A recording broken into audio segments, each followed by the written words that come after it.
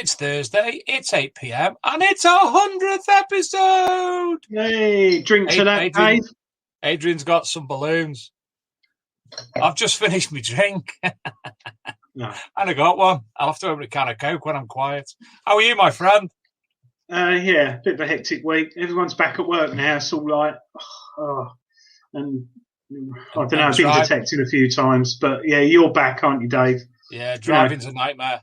Driving is an absolute nightmare. It's got busier and it's picking up, and now there's this Indian variant all kicking off. It's like, let's just hope it don't affect us detecting. Well, it's affecting me in work because a lot of the supplies to the company I work for come via India, so it's already, the pan has been hit already, as it has with Jaguar Land Rover. They've closed 2 sites already today on the back of it. Really? Computer products, ECUs and chips and what have you. So from around the world, plus there's lots of other things because obviously it's a slow-moving process for somebody who's not got steel and they haven't got this and they haven't got that. So the people have got to... I can see you fiddling there. So it's a bit of a nightmare. Yeah, blimey, I didn't think of that. At all. Ooh. That's bad. But anyway, it's 100th show. So it is. Well it's done to you and Luke. Show, and it's absolutely mental, that is. Yeah, 100. That's quite a lot, really. And I've only missed one. Yes. Sadly for the people who watch. Yeah. Anyway. So, our 100th show and tonight's guest, he's I'll tell you what, Adrian, I've got some fantastic little videos of his to play throughout the evening, which... One or two of them I actually remember seeing on TV in the Northwest where I live, not long back, to be honest. So without further ado, I'd like to introduce you, ladies and gentlemen, to James Balme. Good evening, James. Good evening. How are you? Ready for bed. How are you? Not ready for bed just yet. I'm okay. Busy day, busy week, preparing now for more films that I've got to do for the History Walk series and for Rambles Through Cheshire, which is yet more work and piling on top of myself, throwing that in on top of the Cheshire Life magazine columns. So it's keeping me busy and keeping my hands out of the dirt, and that's unfortunate because I love metal detecting and so does my partner, Veronica. But as I think I mentioned to you off air, I've had so much work from doing the writing of the articles and making films, I just can't get out into the field at the moment. But that's all going to change in the spring, I promise you. Promise you that. Well, I tell you what, James, I think we had the world's greatest armchair on the show a couple of weeks ago.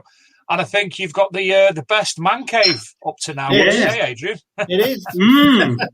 Yep, it's become my life.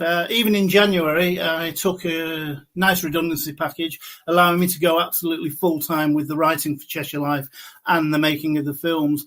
And it's developing so well that I'm now working with the National Churches Trust in Cheshire to promote all the churches and the history throughout the area throughout 2021. And the beautiful spin-off is that they're using my films on Explore Cheshire, Visit Cheshire, and the National Churches Trust. So it's all spinning up slowly but surely, and it's become a passion. Really has. I can see that from your films. If we go backwards a bit, James, could you introduce yourself to the audience and let them know a bit about yourself up to where we are today? Yeah, no problem. When I was 12 years old, got my first metal detector that ran on gas. We're going back to 1974, but 1975. From there, got really hooked on the hobby, started finding a few bits and bobs as you do. Even a Coke can was exciting at the start. Ran through for about 4 or 5 years, and when I was 15, I joined an archaeological group in Altrincham called South Trafford Archaeology, where I met a gentleman called Derek Pearce, who took me under his wing and basically taught me everything from the ground upwards, sorry about the pun, for archaeology in the Altrincham area and the Cheshire area. And we worked on Roman sites, Saxon sites, all sorts of sites over the years, and that gave me a really good sort of bedding down. Now, I had to leave the archaeological group in round about 1998 due to other commitments. So I decided it was time to get hold of some aerial photographs and study the village of Warburton in Cheshire. To cut a long story short, I found a Roman settlement. We're not quite sure whether it's a farmstead. There was definitely military action there because some of the coinage was indeed military, and that was confirmed by Dr. Shotter at Lancaster University. The spin-off from that is ITV and BBC One. All these people got interested, and in 2006, Time Team physically phoned me up and asked could they come and dig the site. As many people here watching this tonight know, it was classed as no stone unturned, and the conclusion of the programme was that, indeed, they found absolutely nothing. The spin-off from that is it's actually become one of the most classic Time Teams. However, they didn't find it that day, but things have been found there for years from when I was excavating with Manchester University. I've not been on site since, but I'm quite sure there's more archaeology and history to find there in the future. And it more or less is time that you went back. I've got a little video to play just to introduce people to your channel and such like. So, Luke, if you'll do the honours.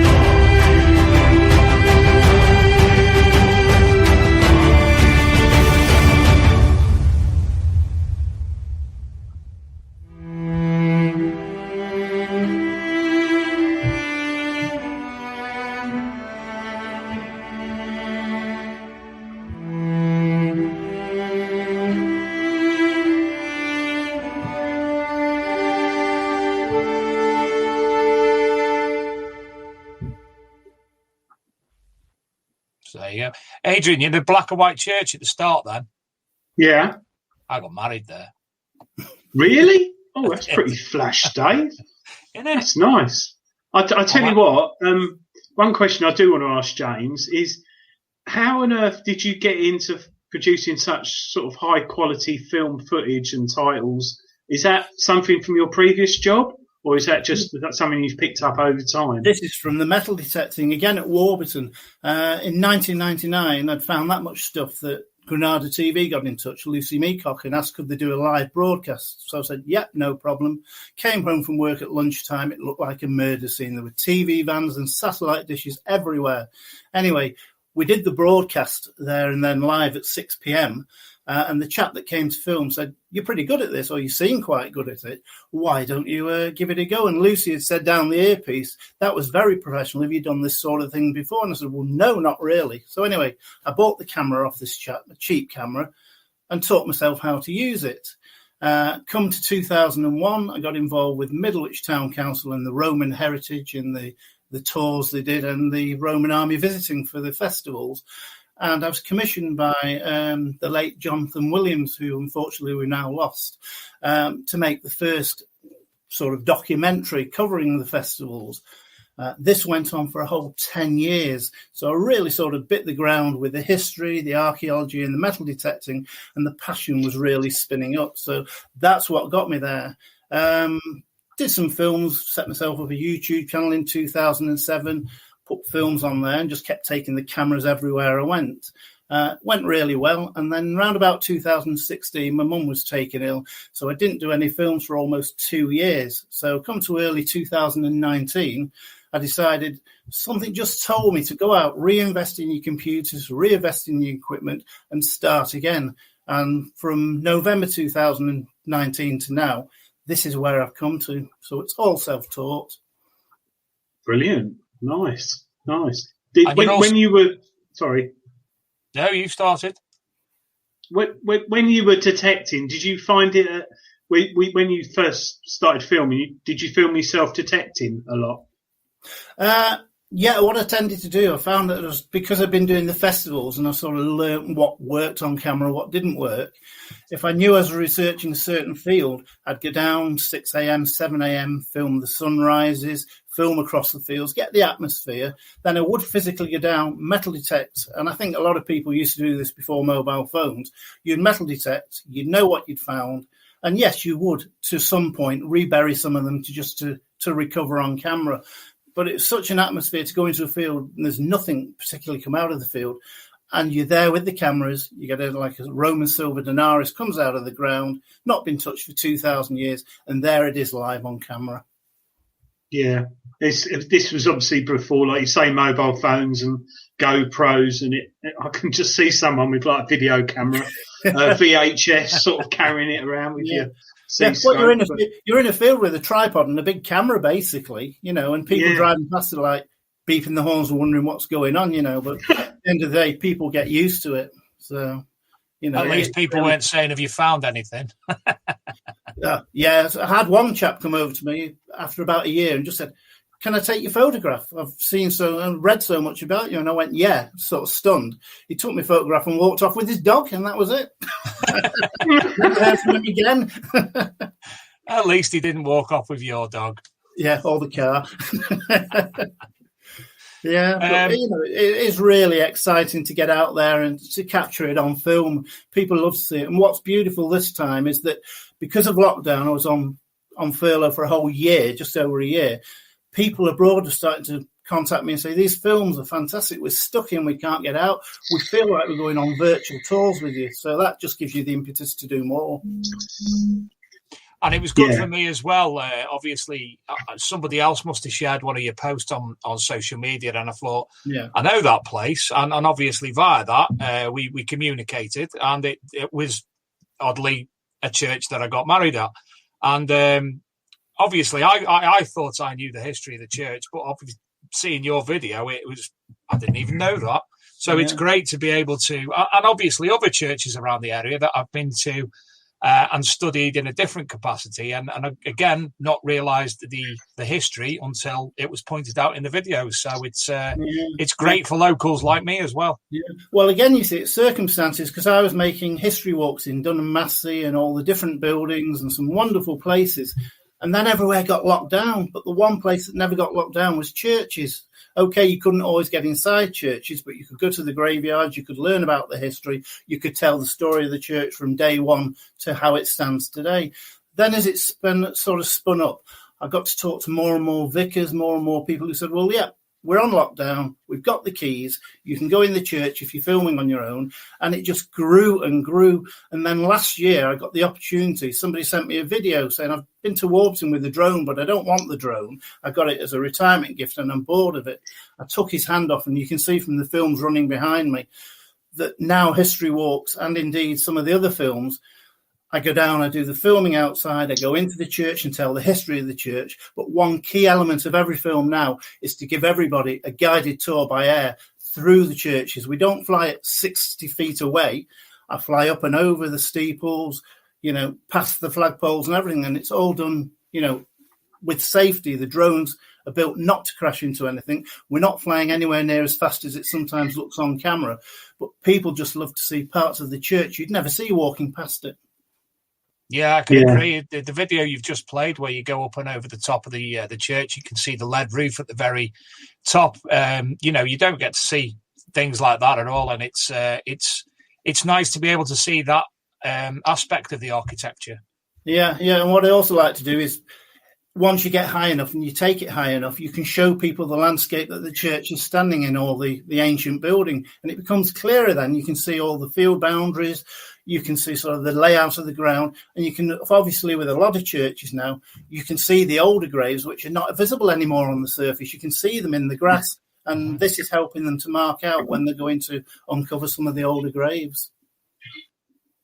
I'm just reading through the comments, and yes, I cut my hair off last night, everybody, because I'm a paint sprayer and it was doing me head in my mask, so I shaved it off, and Dave's back. Dave looks silly with hair. We're back. Adrian, you're going to say something then? I was, until I read that comment about your hair and the hair show. I thought you'd done it as a dare for the 100th. Sorry, bit of lead found in me top that I must have dug up. I thought you were going to do it as a dare for the 100th show. So, but obviously not. I've forgotten what I was going to say. I was interested about the drones that James uses, because when they first started coming out with detecting, my mate, who's also called James, he's got a drone. And it's amazing when you put it up above the field, and not so much at the time when you're there, but when you get home and go over the footage and you look at the landscape and how different it is from what you see on the physical ground. They're lovely. And I don't know, there's something soothing about drone footage as well. I think it's because, like, how can I say this? Not in a weird way, but it's almost like a bird's view, and it's almost as if we've never experienced it before in our own lives. Well, me growing up, only on television. And to think that you're able to create that sort of thing, your eyes aren't sort of like, well, this isn't real, but it is. It's almost like virtual reality. But it also, it basically gives you a different mindset, because I'll turn up at church for, say, Marbury or somewhere, and there's a beautiful lake at the back of it. I didn't know that when I arrived. Flew the drone down over the lake, thought you just see the shot, came in over the lake and swept up right over the church. And as you say, some beautiful music, flying fairly slow, and it's surreal, and people just feel that, I don't know what it is, it just lifts the atmosphere and the beauty of the place, and it's almost telling a story without words. Yes, that's a good way of putting it, actually. Telling a story without words, definitely so. And it's also a valuable commodity when used in aerial surveys of the archaeological landscape as well. Yeah. And I've even been asked recently, would I consider doing survey work on the steeples? Because a lot of churches, they need to get the steeple or the tower looked at. Scaffolding's 20 grand before they start. So you've got a drone, you can go up there, you're doing HD broadcast quality video, which you can give them on my memory stick for a fraction of the cost. So there's all sorts of opportunities in the future to do different things with the drone. But there's something when you put that drone on the floor and you take off, you enter a different world. Because what I do is I have a 10-inch tablet connected to the remote control, and you're the eyes, you see it. You can see everything just looking at the screen, so you know where you're going. And over time, you learn what you can and can't get away with. And by that, I mean, some people will fly towards a building or an object, and they think they can judge the distance. And I've seen so many drones hit branches and what have you, come crashing to the ground because they were more interested in what was happening in front of them on the camera. You should always keep the drone in line of sight. That's a very good lesson. Pomsey Metal Detecting asks, do you have to have a commercial drone license? You do if you're doing the steeple work. You don't if you're just flying for like I'm doing it. You could class it as a hobby. I'm not getting paid for flying, so I'm doing it as an interest and something I do as making the films. But he's correct. If I was to go and start doing all the church steeples, I'd have to have commercial insurance. Definitely. I'm with you. We're going to come back to metal detecting a little bit later on, and archaeology and such like. What was the reason that you actually started looking at churches as part of the series? Yeah, what it was, as I said earlier, Dave, I was already doing Dunham Massey. I was doing things like Slaughterhouse in the Wood and all these different films. And then everything went on lockdown. And the only thing you could go to was a churchyard. You were allowed to travel to the churchyards. If the churches were open, you were allowed to go in individually. So I did 1 or 2 churches and got a massive response. But then I started learning more and more about these churches.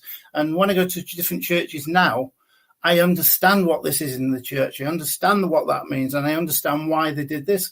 But beauty is that almost every church I go to has Anglo-Saxon or Norman roots.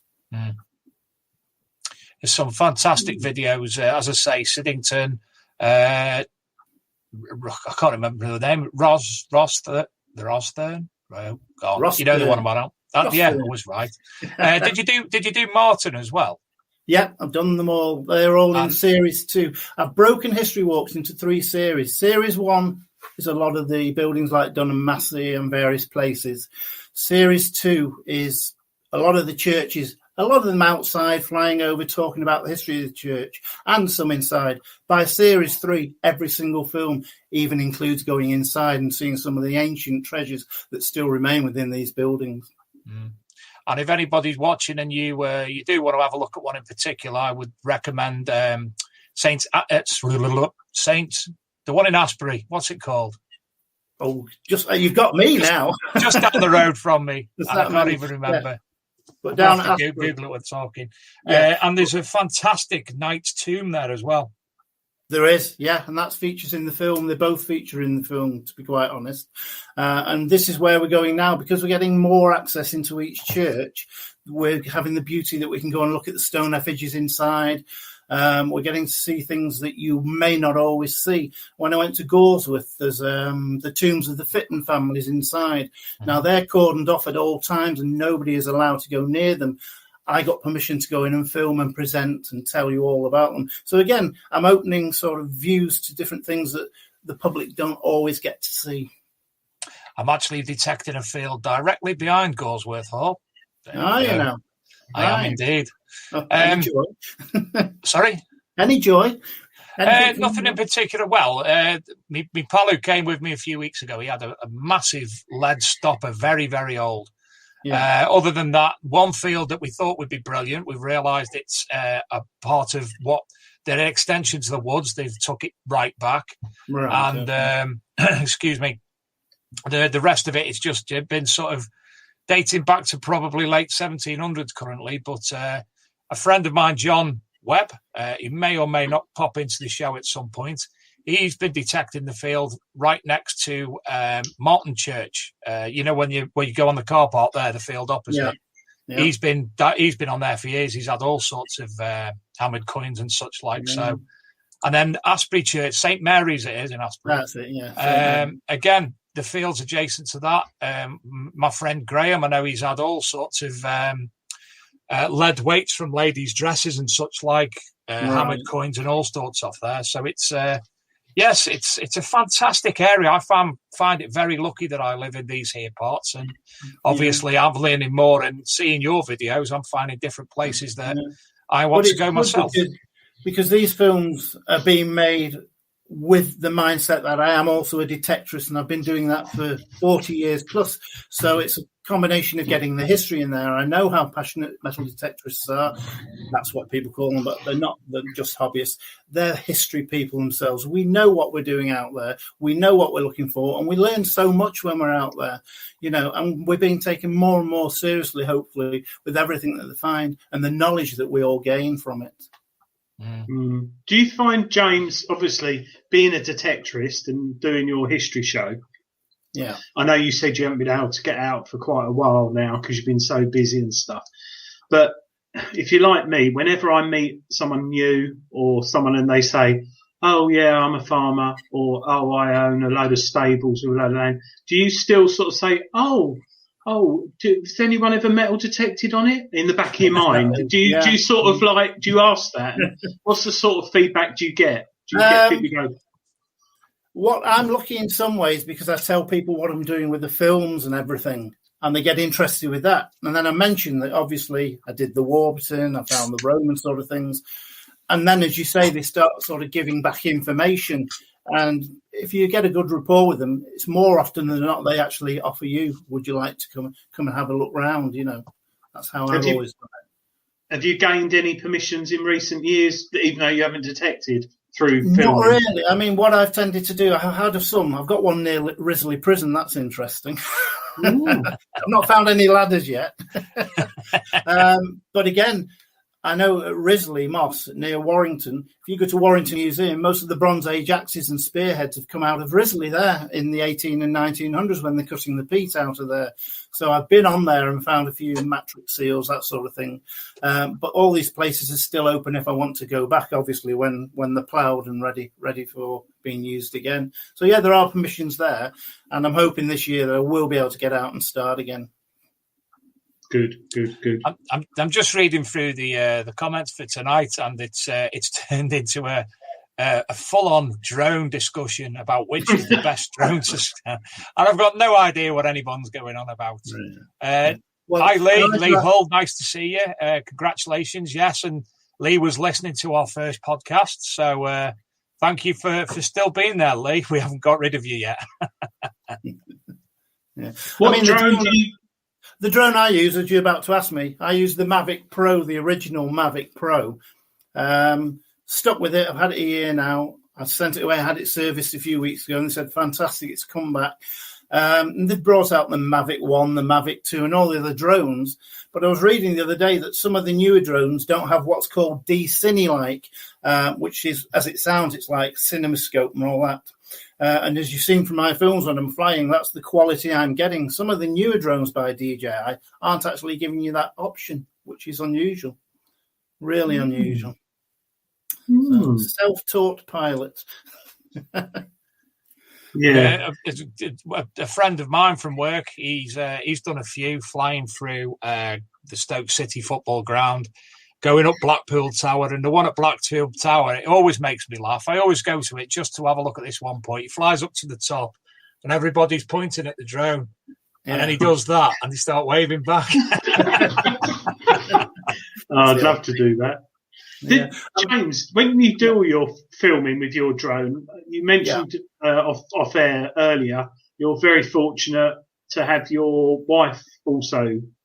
She likes detecting. Partner, Don't promote my wife yet. Right. She's listening now. Do you want to propose? It's a 100th show. You can. It is, to be fair. Leave me out of this one. Well, Dave, I think you better tell him we've got a surprise, haven't we? I bet you have. No, I'm scratching my head here, have we? Yeah, I was just getting James scared. It's a leap year, isn't it? I think when women can propose, I don't know. But does your partner help you film? Because obviously, going out, you must have a hell of a lot of kit to do your filming, like your drone, your camera, and all that. Do you do it all on your own, or does your partner help you? Well, there's a story there as well that I met my partner first time round 17 years ago at the Archaeological group, and then we lost touch. And then about a year or so ago, we actually bumped into each other. So she's into archaeology and she loves metal detecting. I bought her a C-scope as well. So we've both got machines waiting to go. But she's got a love of photography. So when we go out, she will do a lot of the photographs in the churchyard, the gravestones within the church.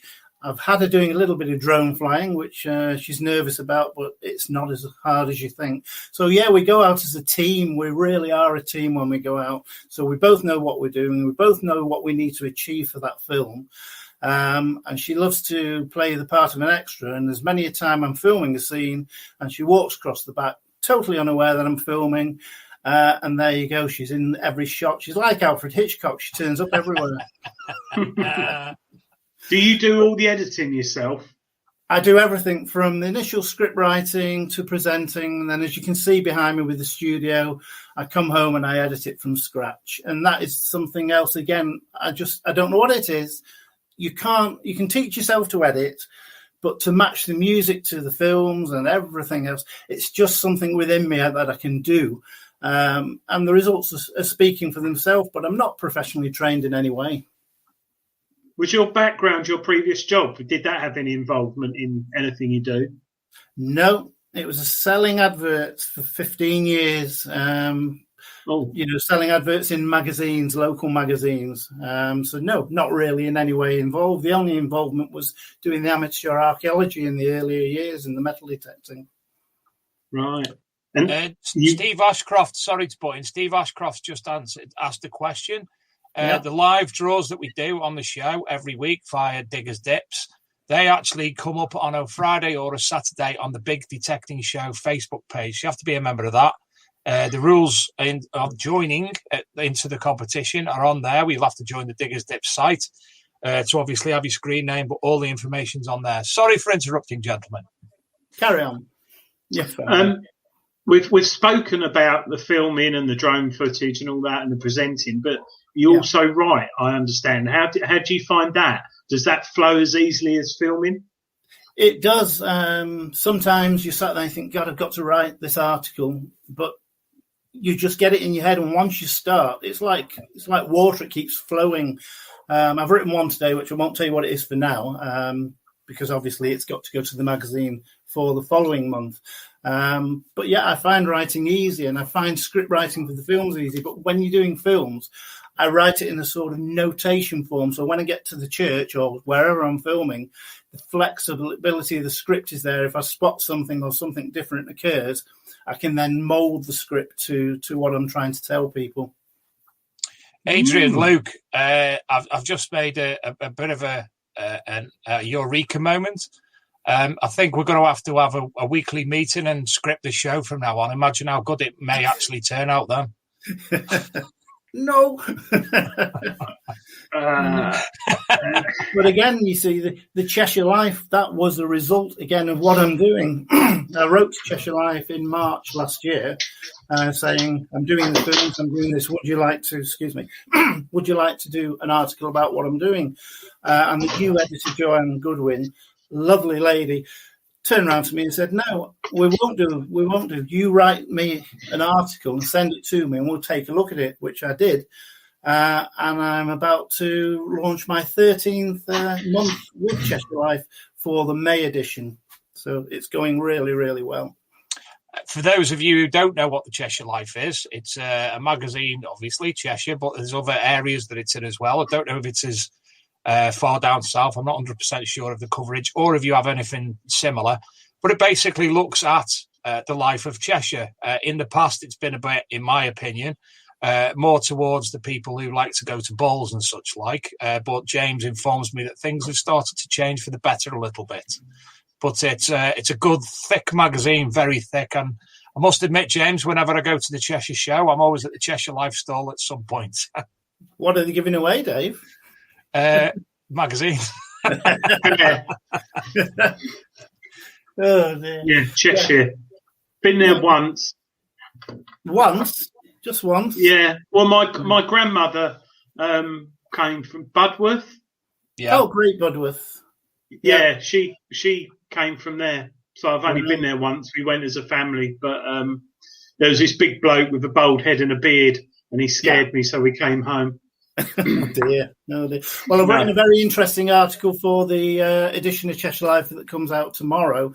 There's a 4-page special about the Cheshire churches, which I've done in conjunction with the National Churches Trust. But my article for this month is about St. Plegmund, who lived on an Isle of Chester, which was a church on a mound surrounded by marshes. Now, Plegmund was an Anglo-Saxon who became a saint.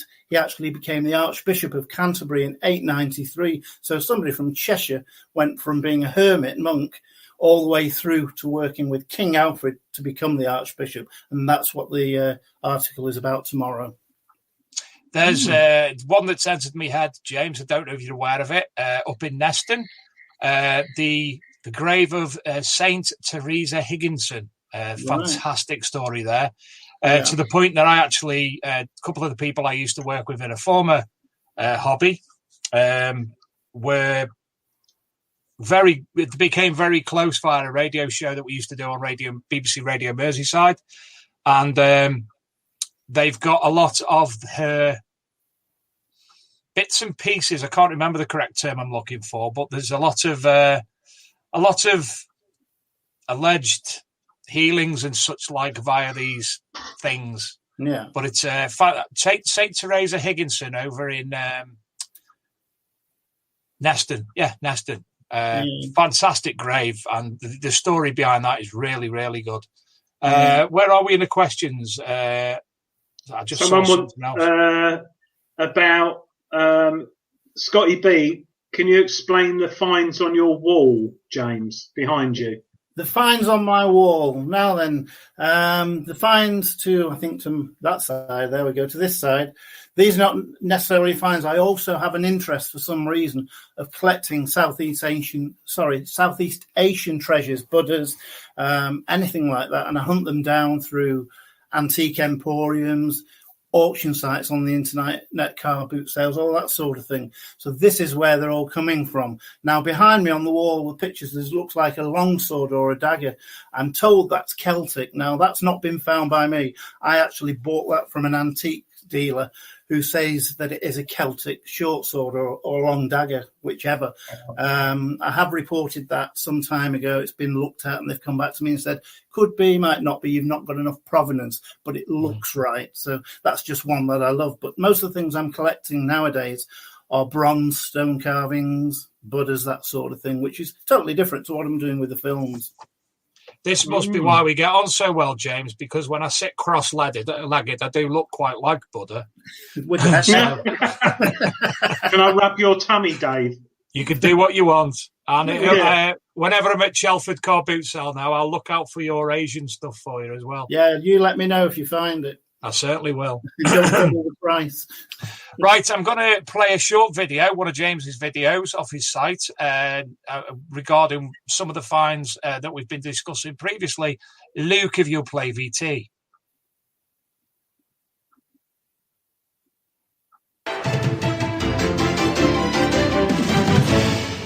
Welcome back to Granada Tonight, and an amazing discovery in Cheshire. It's a Bronze Age axe which originated thousands of years ago at the same time as the pyramids, Lucy. Certainly did. It was discovered near Warburton in Cheshire by James Balme. It's just one of a number of artefacts that he's unearthed with the help of his metal detector.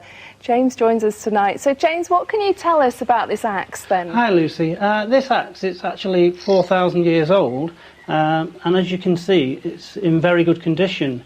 It would actually have been buried with a person of the early Bronze Age period as a votive offering. Small. It's extremely small. And the reason for that is purely that it was a gift to the gods rather than being used for anything, for purposes of cutting wood or anything. And it was purely for that reason they made it that small. So it was just buried with someone who was dead then? Yes. The site itself, I've had a theory for a long time now that there was a burial site on there, and that more or less ties the site down itself. You would not find that just lying around anywhere.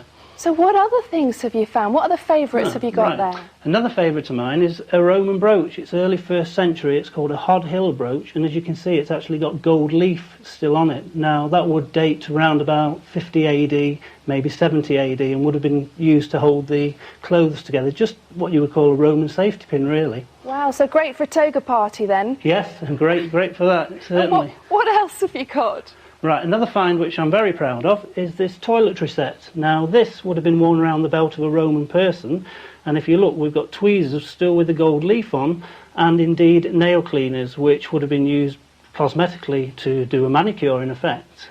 Wow!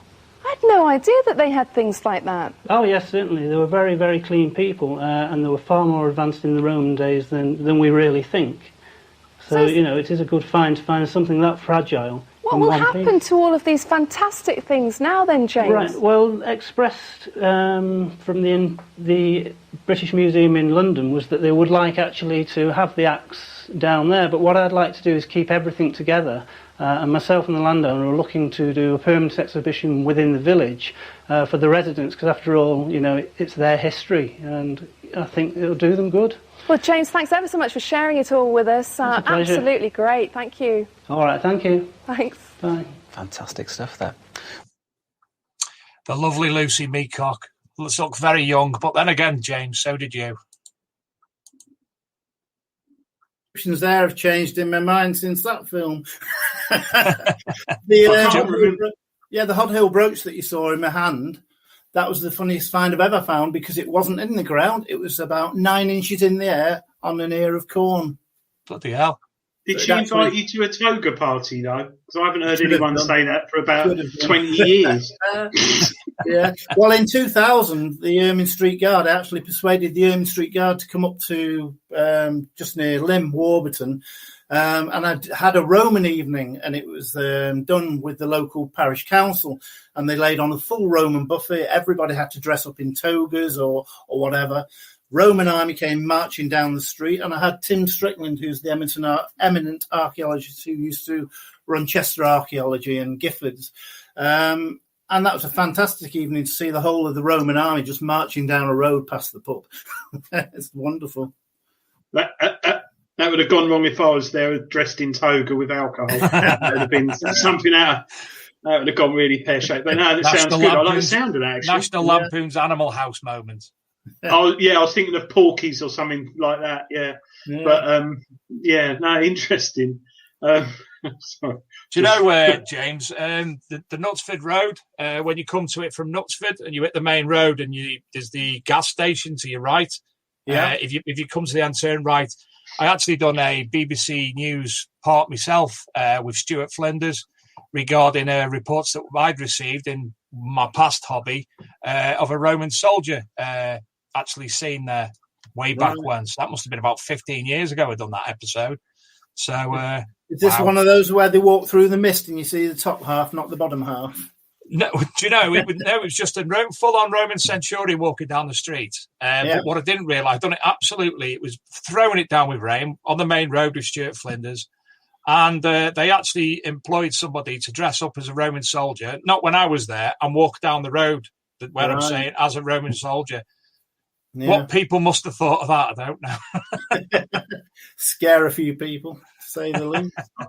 On scaring, we're going off the script that me and Dave spent 6 hours this week writing in the early hours of the morning, like we do every week, don't we, Dave, with Luke? Do you ever have any weird visions or senses when you're visiting all these churches and stuff? Have you had any strange experiences or none whatsoever? You sometimes get a feeling, especially when you're in some of these churches on your own. We did one, I think it was Martin Church in the New Year, and the church was quite cold. It was empty and dark. And on several occasions, we heard doors banging and rattling, and it wasn't windy outside. And that does make you think sometimes there's no heating running. It's not got to be the pipe work. But going back to metal detecting, when I was at Warburton in the early years, I can remember the field that Time Team dug. It's quite a big mound. It was known as Coney Grave, so Rabbit's Grave, and it's almost looked like a Bronze Age barrow, but it wasn't. And I can remember one day metal detecting, walking down on a quiet day, and I just heard horses thundering behind me, like charging, and I just turned around. There's nothing there, just gone, and it just make you wonder sometimes, what is it you're hearing or what is it you're sensing? But you could literally hear the thudding of the hooves, and it's a ploughed field, and you turn around, just nothing at all. That makes you think. Weird. Nick West still has the best story there. Metal detecting in France. Walked to the middle of nowhere. Him and his mate camped out for the night, and they heard all this noise, and they thought it was loggers. And they got out, and there was a full Nazi SS squad going past. And basically, he went back to the village completely shaken up. And one of the locals said to him, they see that all the time. I take it you've been out there. So,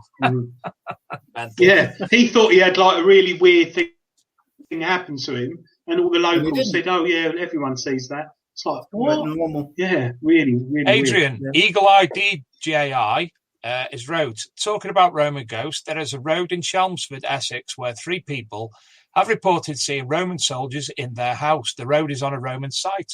So there you go. That's where you live, I think, isn't it? It's not far from me. About 15-minute walk from me.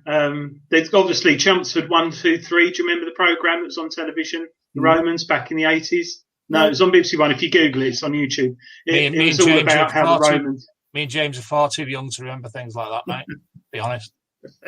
That was scripted, by the way. Well done there, Dave. It's sad because back in the 70s, they unearthed the huge Roman baths in Chelmsford near the town centre, and it was immaculate. And I remember as a kid going there with my dad, and there was all pictures taken, everything. And like they did then, they just unearthed it, looked at it, took photos, and now they've built a electrical wholesaler on top of it. It's such a shame. But there is, where I live, James, in Essex, there's obviously a lot of Roman, and the permission I detect, there's a Roman road that runs through it, and there's stuff everywhere. It's still coming up to this day. And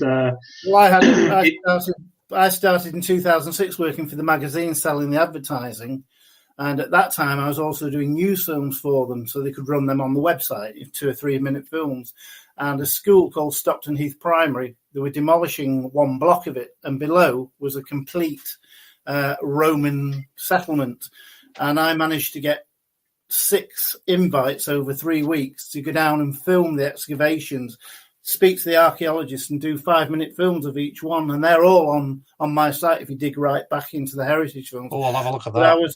I was there with the archaeologist, and he was showing me the quern stones they were pulling out, the lifting up the funerary urns, and they had a metal detectorist on there. I've forgotten his name now, lovely chap, and he was working for them as well. And he was going along the road surface, picking up Cistercius and everything for them. It's a wonderful place to be. And when they rebuilt the school on top, because they found a massive stone well, they've actually capped it with perspex glass or whatever, and if you go into the school now, in the reception area, the Roman well is still there to this day. Fantastic. Oh, wow. Lovely. God. Just to have been involved, that was just, again, it was something down these lines, and it was literally months before Time Team. So I was really sort of moving that way with the film work at that time. Yeah. Mark Shepherd in the chat room. He's asked, did we see his penannular brooch on Facebook over the past couple of days? I think so, Mark. I'm more or less certain that I've included Mark Shepherd, one of them, in this week's video.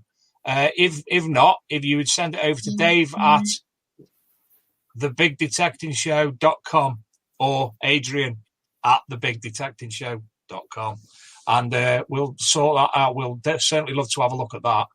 I'm just actually trying to find Adrian a picture of the well at the moment. So, Adrian, talk amongst yourselves. Well, yeah. I love wells, actually. I love wells. Ever since I was a kid, I was always intrigued. Things that people threw down wells and stuff. I've never detected on a permission with a well. Well, not that you could detect down it. That'd be a good one for magnet fishing, actually, Dave. Wells. Do you know Alex Savage? He's actually done that, and I'm more or less certain he'd pulled a gun up out the well on his property. Yeah, I would have thought so. Yeah. Right, definitely. found it. Found that picture, I think. I found that picture anyway. Should be covered in sand. It was in the stonework still complete there, the whole circle, and I think they excavated down to about 7 or 8 feet. And I did one interview with the archaeologist, stood in the bottom of the well, looking down at him with the camera. So it's fairly well shored up. Well. Well. We'll see. So, Luke, if you could share the screen, tell me when you can see it, Adrian, because I can't see the screen now. It's all black. Come on, kick the computer. Come on, black computer. screens matter. I like that. Just get on one knee. I tell you what, instead of that, I'll do this. There you go. There you are. Can you see that then? No, can see each other. Luke, am I sharing? I've stopped sharing. I might have stopped sharing, that's why. I'll get there. You know what I'm like.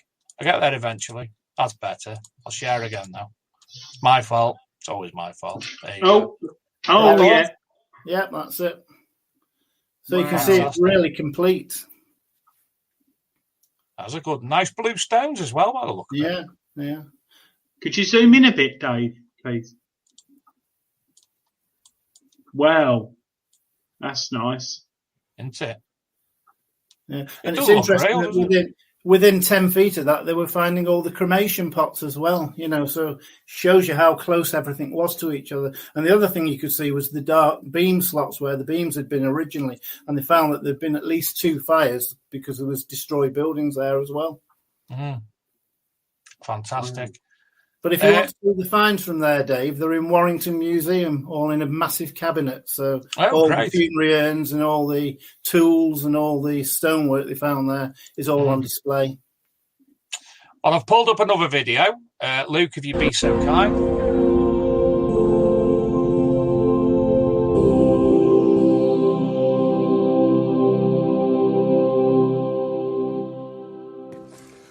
Now, for years, he has cut a lone figure in Cheshire, patiently scouring farmland with his metal detector for, and just be careful with this, for relics of the past. I wouldn't say a thing.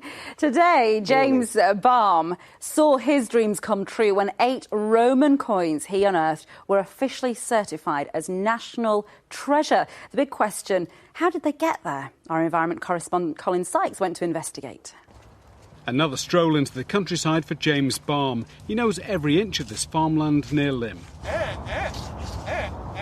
Earlier this year, his efforts paid off when he found a hoard of 8 Roman coins dating back around 2,100 years. What's really special about this find is that it's rare, it's old, it predates the Roman invasion of Britain, and the coins can go anywhere from 252 BC right through to the 1st century.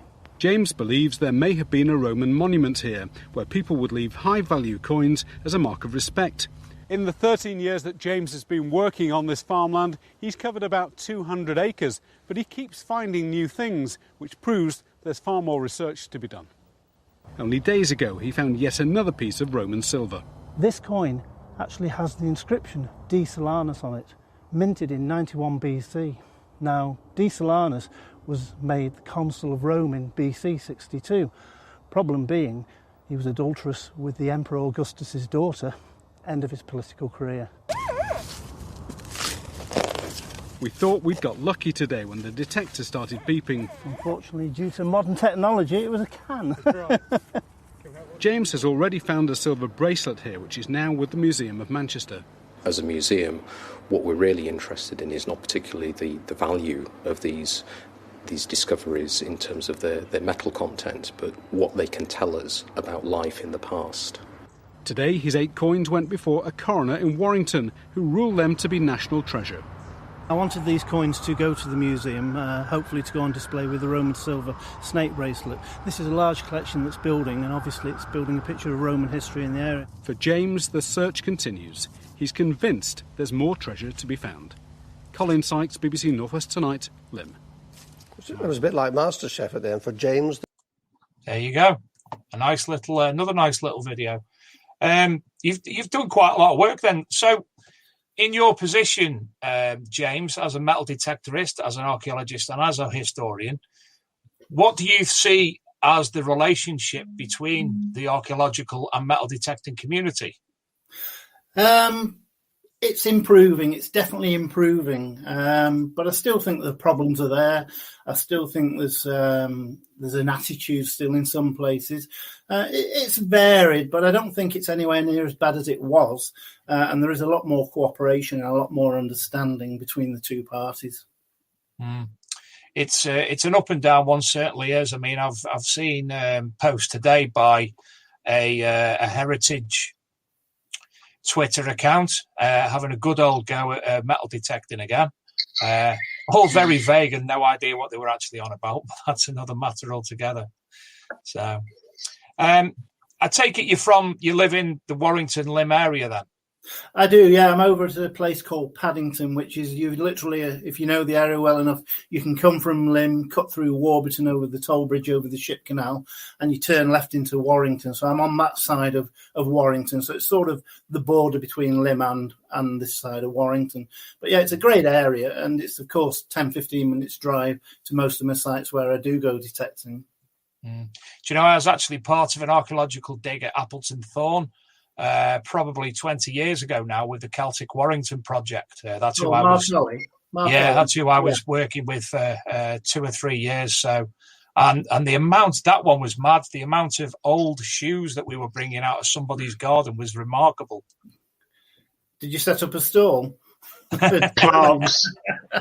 Probably Clark's. It was suggested there was a horse that was buried on there's like a triangular green not far away, and it was a very well-known local person's horse who was supposed to be buried on that green. I've got all these books here, so I'm going to have 100 episodes, and I haven't had this for about 32. Ow, cramp. That goes back a while. Off camera. Take your trousers off and pants and stand on the floor. That'll get rid of it, Dave. Well, I'm still on the floor anyway, mate. Yeah, you've got to take all your clothes off to get the electricity off and the energy. Right, okay. Yeah, okay, I'll do that. Or I'll stop messing with. Ow! I'm gonna have to do the rest of the show. You all right? Yeah, You've been drinking. That's dehydration. You haven't been drinking enough. No, I've been fiddling with my like feet me. on the floor. Yeah. Yeah. It's the first one on live TV stream anyway. Usually it was the podcast I'd get cramp on. Yeah. James, I saw you had an old C-scope there. What machine are you... Well, I know you haven't been out for a while, but what machine have you currently got sitting desperate to get out in the field? I bought 2 of the newer C-scope C1220. Is it the XP or I don't know, the 1220 range. Anyway, I bought 2 off Martin Bass about 2.5 years ago. So I've always stuck with it because I've never had a problem with the machines and I've always had excellent results with them. I have tried other machines, but I've always ended up going back to the 1220. What have you always used C-scope? I've always used C-scope, even from when I got my first detector back in 1979, when it needed about 16 batteries and a couple of people to carry it. But yeah, I've always stuck with them. And if something's worked, I mean, there may be better machines. I don't know. It's sort of horses for courses, what really suits you. But I've always found the 1220 to be very responsive and an excellent machine to use. Yeah, and it's a fantastic segue there as well that's just occurred, because yesterday it was announced that Regtons have now got the C-Scope Evo in stock. Adrian. I haven't heard about that machine. Is that a new one? No. Yes, it is, and I've got the.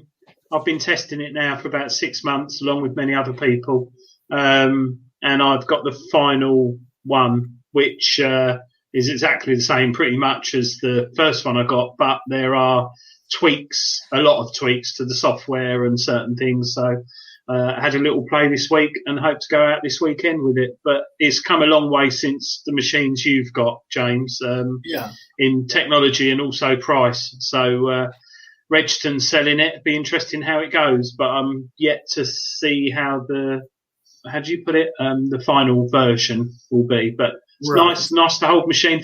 It's British. It's very well made. Yeah. It's going to last years.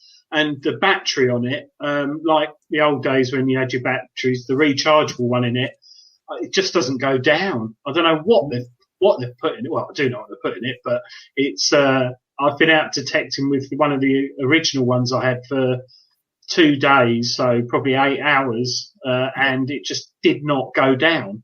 I think they've got a lot of energy saving in it, power saving. So like when you charge it up, the screen doesn't show up because it saves energy and all that malarkey. But yeah, it's come a long way since the early machine. So I wish them the best. And on the new ones, are they interchangeable batteries?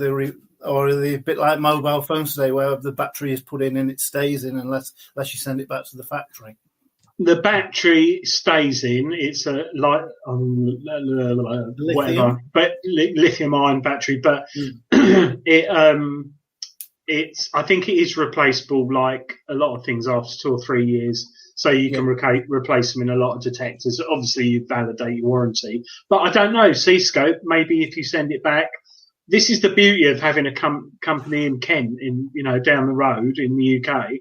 They're very good on their customer service, and also, like Dave said, I don't know if the beginning of the show, his first detector, someone gave him at Detectable, which is 30 years old, which he lost, and someone gave him one. Martin Bass at C-Scope, 55, did you say? 45. 45.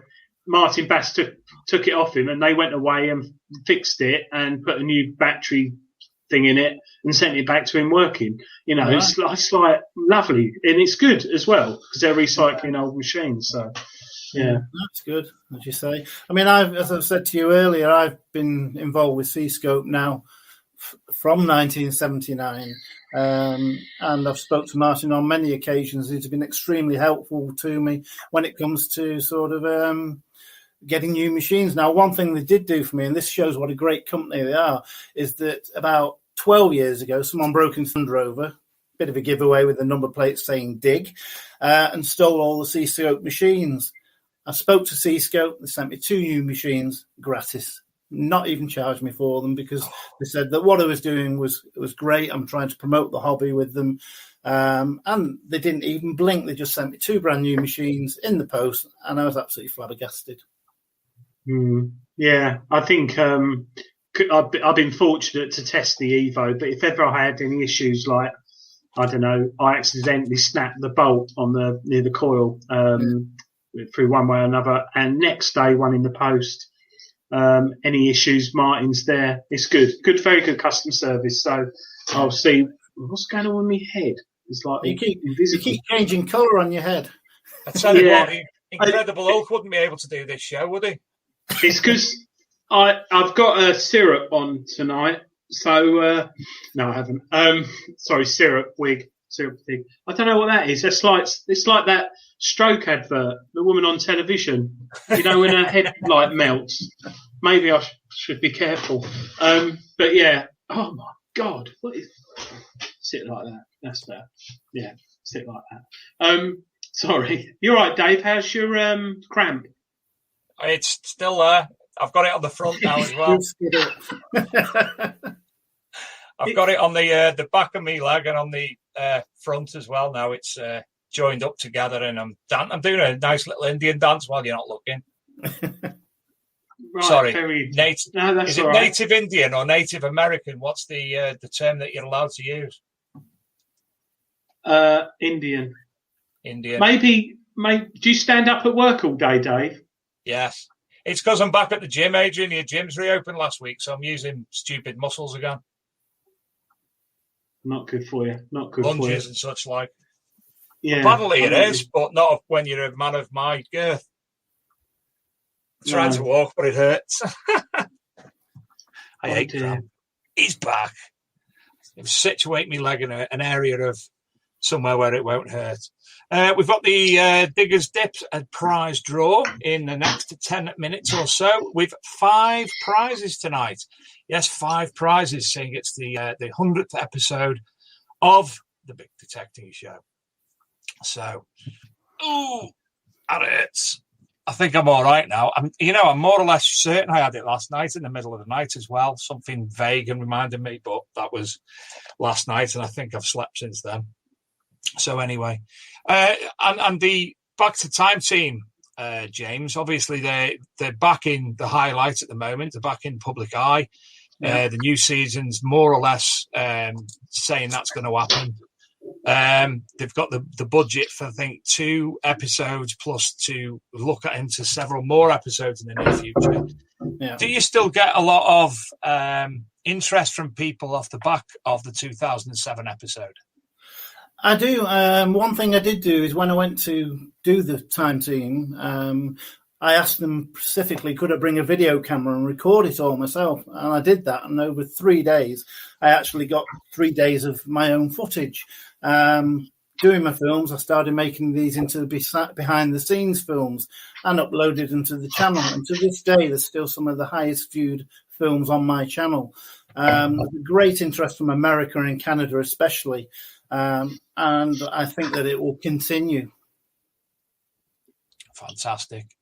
Well, I obviously, just to remind myself before the show, I was actually sat watching that episode just to give me. In fact, we were going to play it, but obviously, if the time team credits roll, YouTube has started picking up on things like that. We don't obviously want the show banned, so we put that to one side, unfortunately. But I was watching it, but 2007 series, and it was Warburton, Manchester. It's classed as, isn't it? It's Trafford, so really it's Cheshire because Warburton's in Cheshire. It's right on the border, but they needed a dig in the Manchester area, so this was so close that they classed it as being in Manchester. But Warburton actually is in Cheshire. They could certainly do with a return to Warburton. Say that again, sorry. They could certainly do with a return to Warburton. They could, yeah. As I say, I did a programme which is on the channel for the Inside Out series for BBC One, and that actually followed me and Manchester University as we dug the site previous to Time Team coming. And even in that film, Mike Neville, who you've seen in Time Team, who does a lot of industrial archaeology, even in that programme, he was quite sure we had some sort of small fortlet or something similar. So it's quite a surprise when Time Team came down and decided there wasn't something there. I've done Inside Out myself a few times. There's a few videos of them on our channel. Yeah. What was the other one from 1998? Remember Grenada Breeze channel when it first came out on Sky? Oh, yeah, I do. Yeah, I was on Psychic Lifetime with Derek Okura and Sam. Were you? Oh, I'd like to watch that. I'll send you the link. Yeah.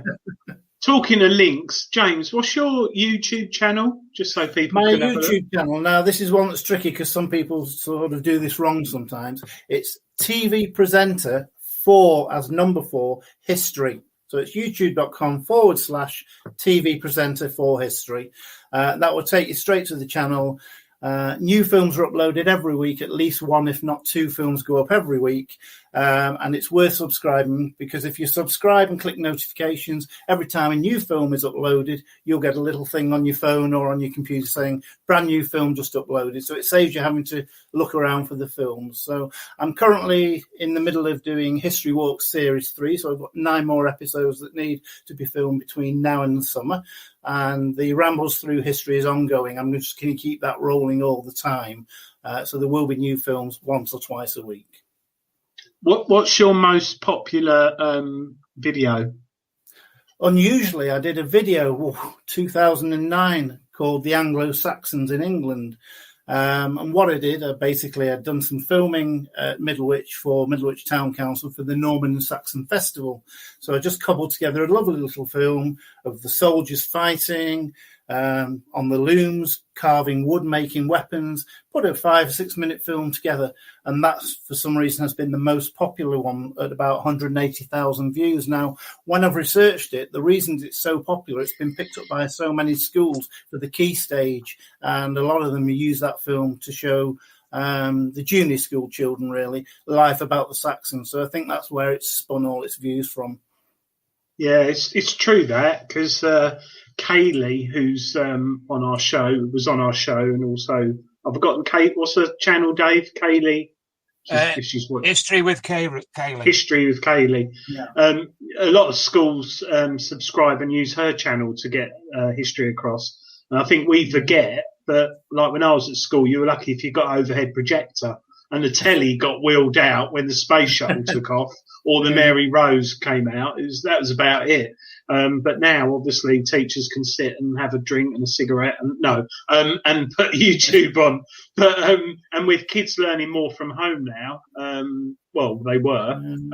YouTube's key resource for stuff like that. Yeah, because I always remember at school, and it's so disappointing, is you do the Romans, the Saxons, the Normans, and it's great. And you come to your options, you go, right, I'm going to choose history. And you choose history, and you go in September to the next lesson. It's all about the First World War, the Second World War, and you think, what have I signed up for here? You know, it just killed it. And I didn't really have any interest in history apart from going out and metal detecting from the 3rd year of secondary school until I'd left school and I was free to go out and do my own historical research. And you've done that ever since, I presume, the weekends? Yeah, everything, you know, all the films, script writing, everything used to be done at weekends, but now I've gone full-time. This January I turned full-time doing this. So my week I think it's the COVID week where nobody has a weekend anymore. And every day is a different day. So some days I'll be writing, some days I'll go out and present, other days I'll edit. But yeah, I'm still actively involved almost 7 days a week in some aspect of what I'm doing. Wow. Stan, bit of an update on Time Team. Stan's lad says somewhere, where is it? It's gone. There it is. Time Team have been filming up the road from me, the Roman Villa at the Fiennes. Ralph Fiennes and his family's country home with the Institute of Detectorist bloke. So that's actually being filmed as we speak, apparently. Good. Institute of Detectorists bloke. I like that. Yeah. Name, Dave, name.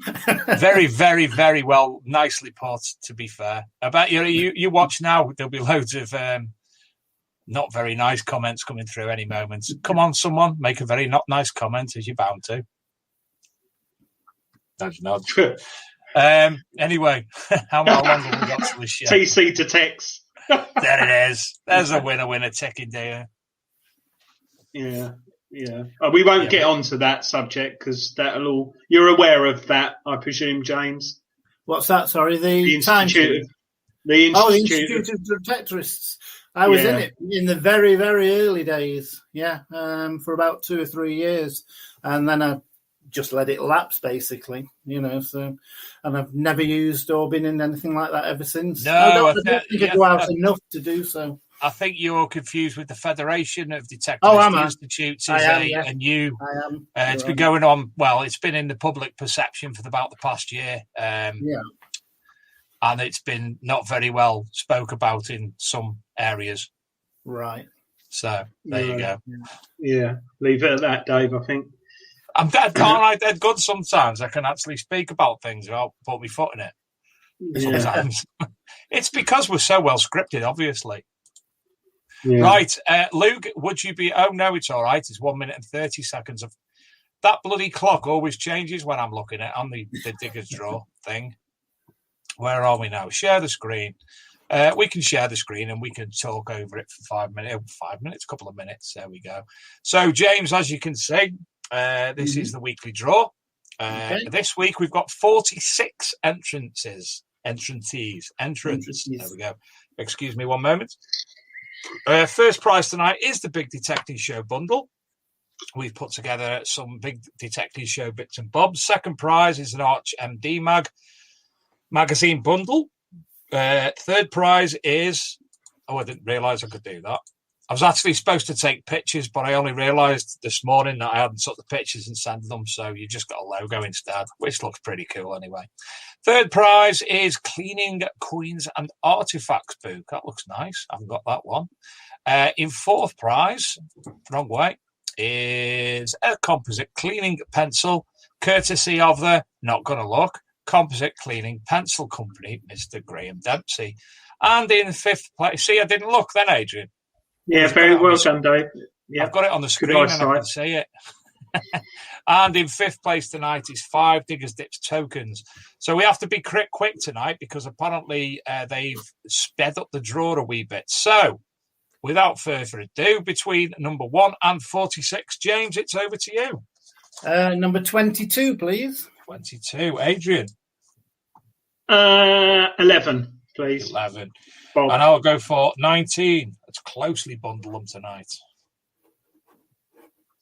What's in the Big Detecting Show bundle? It's a bundle of Big Detective Show things. Ah, hair. Yeah, a bit of me hair. It's still in the bin upstairs. So, oh, it's a 4. That's a high one. Mm.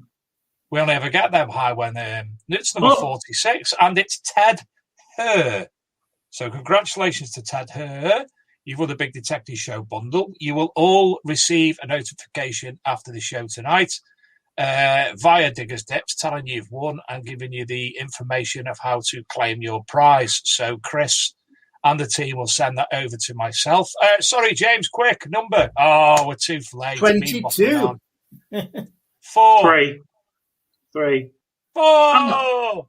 6 again. Gordon, 45, wins the second prize.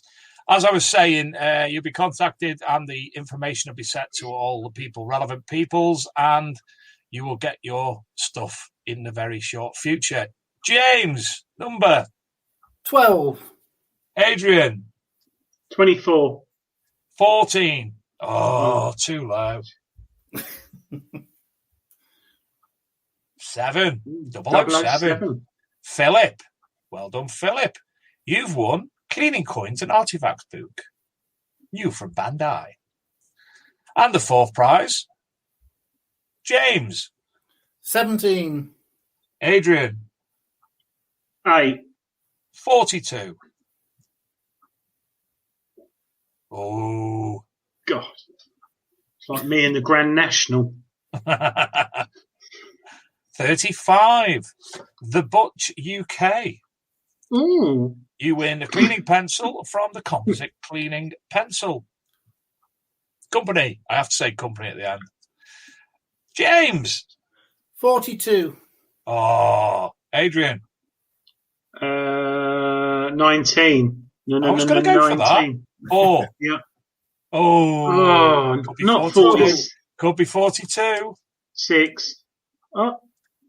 49. Hang Grail on a minute. We've only got 40. What's all that? Oh, well, Grail Trooper. First prize tonight is Ted Herr, not Ben Hur, Ted Herr, the Big Detective Show bundle. Gordon 45, the Arch MD Mag bundle. Philip, the Cleaning Coins and Artifacts book.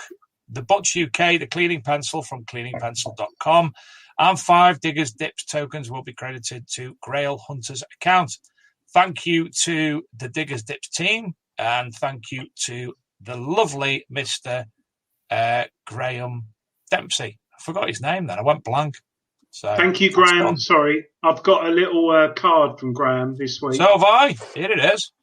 Yeah, really good. And I'm yet to find something exciting to put on it. Do you reckon you could find a snake skin to put on it? Oh. I'm going to write it on my hand, Dave. I'm going to write it on my hand because it's still sitting here. I'm writing on my hand.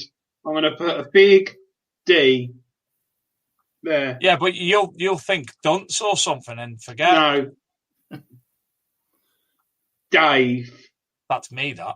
And I'll get to work tomorrow and I'll go and I'll make sure I post them. Is it your PO box address? Latex Fashions for Men? No. Or just your home one? Latex Fashions for All. Oh, sorry. Yes, gender and all that. Yeah, sorry. Yes. Yeah, check your emails and they'll be with you shortly. Within the next hour or so, they'll be. Chris will press the button and they'll send you the emails about to claim your prize. So don't worry about that. So, James, what's next? What have we got look forward to next on the channel? Next on the channel is coming the next episode of History Walks. This will be episode 6 of series 3. I'm not disclosing just where yet because there's quite a specialist filming to be done there. And then we move on and we roll forwards now with the Rambles Through History, because the difference between the two, History Walks takes you to the building, inside, outside and above. Rambles Through History can be anywhere. It could be a village, it could be a small town, or it could even be somewhere in the countryside where there's something like a well or an ancient monument. That way, we've got 2 separate films. You're not going to be flying over everything in that series, but you are in History Walks. But each one will be mixed and matched, and it just keeps the flow, because I don't want to do History Walks non-stop, bang, bang, bang, without something different. Some people love History Walks, other people seem to love the Rambles Through History. So there's something there for everyone. And over the next few months, I'll also be doing more films to promote some of the churches for the National Churches Trust. Fantastic. Well, we'll be posting them via the Archaeology and Metal Detecting magazine website. There you go, as we do with History with Kaylee and the Lost Tapes of History podcast as well. So you'll be able to find them on there. If you don't remember to go and find them on the on YouTube itself, James regularly posts the links as well to the Big Detecting Show on Facebook. So I'm sure you'll see them somewhere nonetheless. Mm-hmm. Adrian, have you got any? Well, before obviously, Adrian, ladies and gentlemen, viewers of the Tonight, if you've got any final questions for James, please send them over straight away, and we'll get them in. Adrian, have you got anything else? James. You things come back. You speak about. Obviously, you do a lot of churches. In where your area you live, you potentially in the future would like to go down to, I don't know, or go up to Scotland, Devon, Cornwall, and do other areas throughout the country?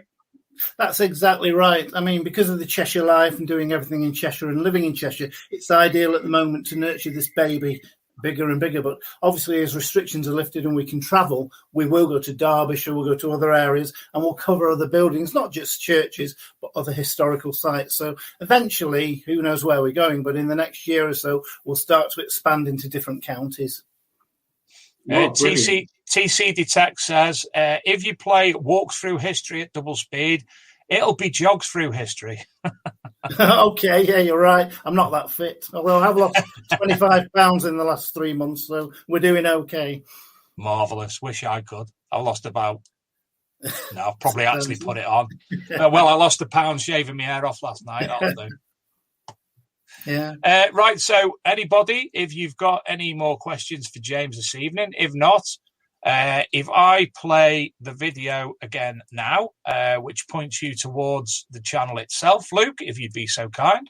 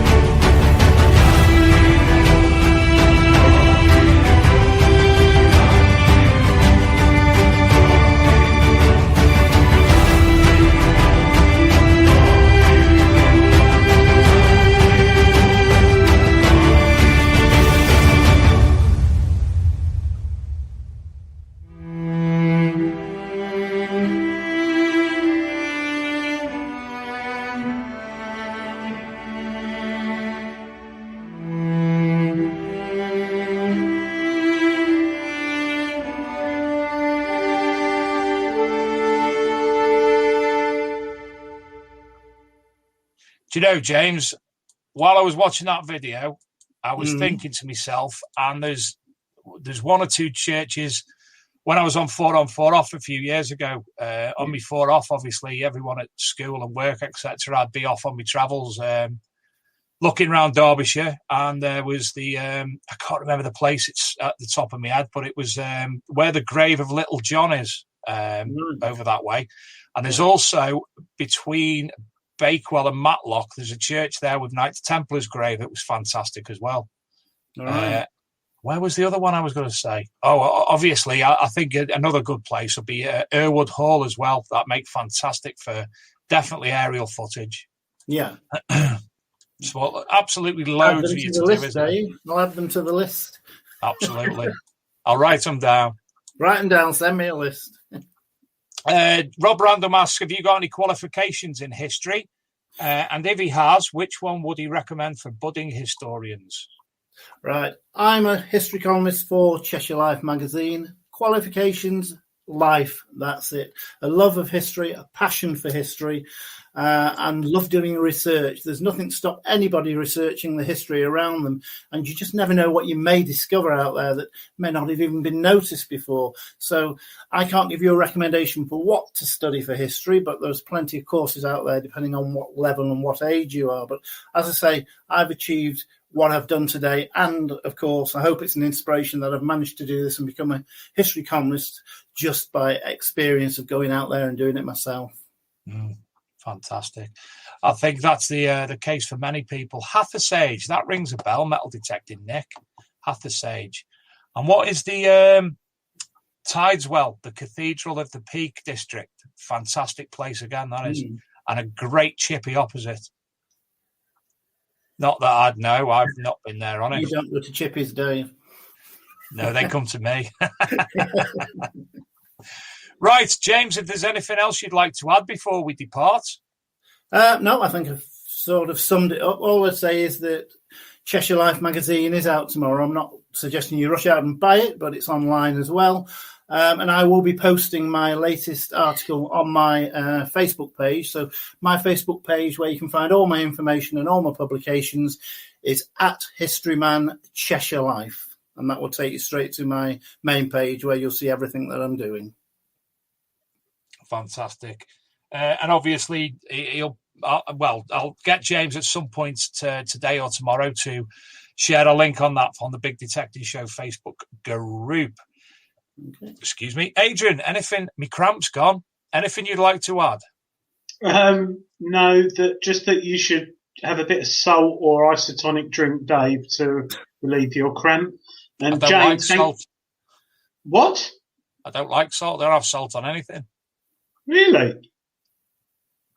Never been a fan. Ooh. James, thank you very much for coming on from me. It's been really interesting, so thank you. I haven't got any more questions, Dave. Only about your cramp, but we'll carry that on after the show. And obviously, James will, any of short trailers that he's got for his videos, James, he's going to start, he's been pointing them out to me in the past, and we'll play them on the show as well, so you'll know what the next episode looks like. Yeah. Or any trailers that I do, Dave, in the future, I'll drop them over onto your page for you. Fantastic. And then obviously people know what's happening, even if they're not following the site, they know there's a film coming shortly. Brilliant. That's fantastic. And obviously then we'll put it into a post. Sorry, we'll put the episode into a post and we'll play the trailer on here, as we do for Kaylee as well. So there's another episode of the Lost Tapes of History podcast that came out last night. If you go to www.archmdmag.com and you will find that listed on there, or I think I shared it in the Big Detecting Show and the Archaeology Metal Detecting Magazine Facebook places earlier on.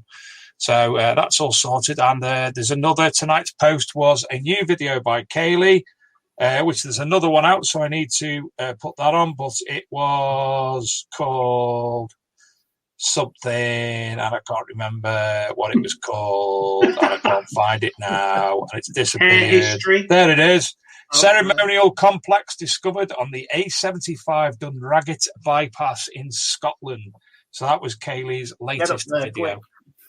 Absolutely. Yeah. I'd like to wish you both as well congratulations on your 100th edition, your 100th programme. Thank you very much. Forward to seeing many more as well. Well, if you've got anything you'd like to come on for in the future, James, to discuss anything, any future work, etc., please give us a shout. You're more than welcome back any times. And if anybody is watching and would like to be a guest on the show, again, please drop us a line, and we'd love to have you. We've updated the coming weeks, and I know some of you will like some of our guests. Next week we have Otis Arms from the Hidden History Hunters Detecting Scotland. Have you seen his dog, Adrian? Best dog ever. Do you know what? His channel, I used to have a dog, and sadly it was put down last year, but his dog's got no back legs. Is that right? That's right. It goes round on wheels. And he seems to review machines when I review them at the same time. So it's quite interesting. But him and his dog, lovely. I can't watch Lassie because, well, I haven't watched it for about 20 years, but last time I watched it, I cried, and I probably would again. And it's like a mini, I shouldn't say it, disabled Lassie, but it doesn't stop him, does it? His dog, no, it just keeps going, and he carries its shovel for him. Yeah, I know. Watch it on his YouTube. Well, wait till next week and you'll see it. But it's lovely, really nice, and his YouTube videos are really great. So I can't wait to have him on. Really looking forward to it. There'll be a lot of talk about metal detectors, I think. A lot. Do you think? I'll let you talk. I'll sit here and get cramp and stuff. We could talk about cramp detectors. Put myself on mute just for this show. I'll be fine. The following week, we've got Gary Cook coming on, discussing the updates to the Rodney Cook Memorial Rally.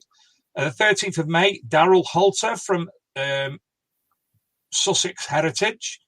The 20th of May, that's Brad, the YouTuber, who's recently started the Treasure Quest metal detecting channel. Are you ready for this one, Adrian? Are you ready? Is it Mackenzie Crook?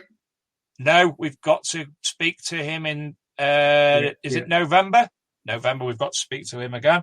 Yeah. On the 27th of May, we have another local to us, James. We have Cole Cookson and Hamilton White from Lost Relics of the Knights Templar TV show. And if you've not seen that, that is a must, because the relics on them, they've got providence and everything, and it's jaw-dropping, some of the information, isn't it, Adrian?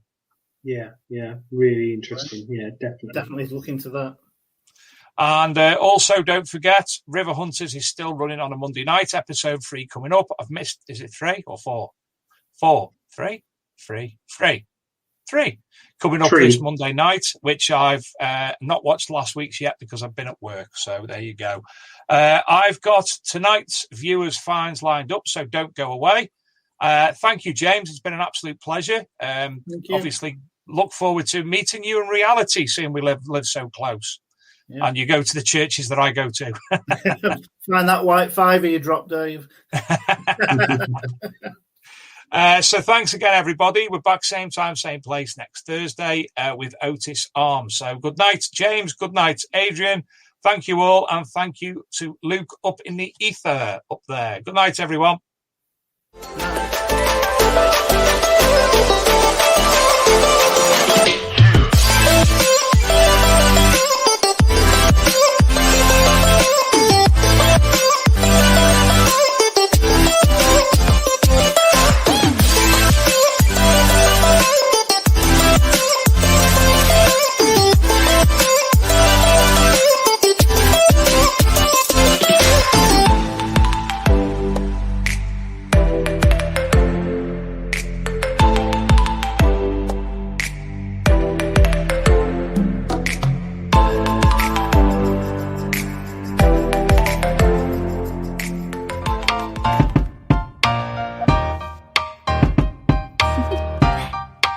Do you want to know? Well, I've been thinking about you, and I think I have to listen, because the sun is up, it's a beautiful day. My beginning will be as bright as the sun. Come, won't you come along? And it feels so bright, it's like luck is raining on me. Go and follow your heart, doesn't matter how far. There is so much love to give, something's telling